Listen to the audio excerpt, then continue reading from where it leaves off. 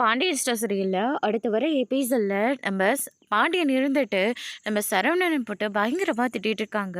டேய், அந்த பொண்ணு என்னடா பாவம் பண்ணுச்சு? அது பாவம் குழந்தை இருக்குதுன்னா அதுவும் ஆசையை வளர்த்துக்குச்சு. அதுக்கப்புறமா டாக்டர் கிட்ட செக் பண்ணி பார்த்ததுக்கு அப்புறமா தானே அது வயித்துல குழந்தை இல்லைன்னே தெரிஞ்சது. அதுக்காக அந்த பொண்ணை தண்டிக்கிறதுல எந்த விதத்துல நியாயம்? இதுதான் நான் உனக்கெல்லாம் கற்றுக் கொடுத்து வளர்த்துருக்கனா அப்படின்னு சொல்லிட்டு பாண்டியன் வந்து சரவணன் கிட்டே எடுத்து சொல்லி புரிய வைக்கிறாங்க.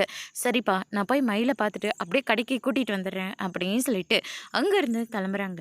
அதுக்கு அடுத்ததா, என்னம்மாம்மா நீங்களே வீட்டுக்கு வந்துட்டீங்க, நான் தான் சாப்பாடை எடுத்துகிட்டு வரதா சொன்னேன்ல, உன் சாப்பாடை வேணாம் ஒன்றும் வேண்டாம், முதல்ல உள்ள வாடி அப்படின்னு சொல்லிட்டு உள்ளே கூட்டிகிட்டு போகிறாங்க. உன் மனசில் நீ என்ன தான் நினச்சிட்ருக்க? நீ எல்லா தப்பையும் செய்வ, ஆனால் தப்பு செஞ்சது நான்ற மாதிரி வீட்டில் எல்லாருக்கிட்டேயும் சொல்லி வச்சுருக்க.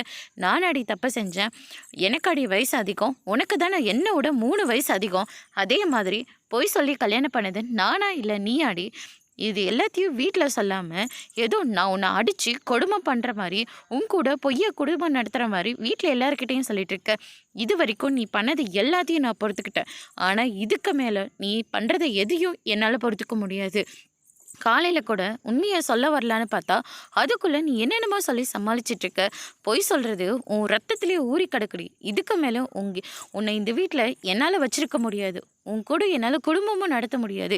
இப்போவே போய் நான் எல்லாருக்கிட்டேயும் எல்லா உண்மையும் சொல்ல தான் போகிறேன் அப்படின்னு சொல்லிட்டு சரவணன் இருந்துட்டு மயிலோட ஆதார் கார்டை எடுத்துகிட்டு போகிறாங்க. ஒரு பக்கம் என்னடா சத்தம் கேட்டுக்கிட்டே இருக்கேன்னு சொல்லிட்டு கோமதி இருந்துட்டு கதவை தட்டிக்கிட்டு இருக்காங்க. அதோட இன்னைக்கான பிரம முடிச்சிருக்காங்க. இனி சரவணன் உண்மையை சொல்ல போகிறாங்களா இல்லையன்றதை வெயிட் பண்ணி பார்க்கலாம்.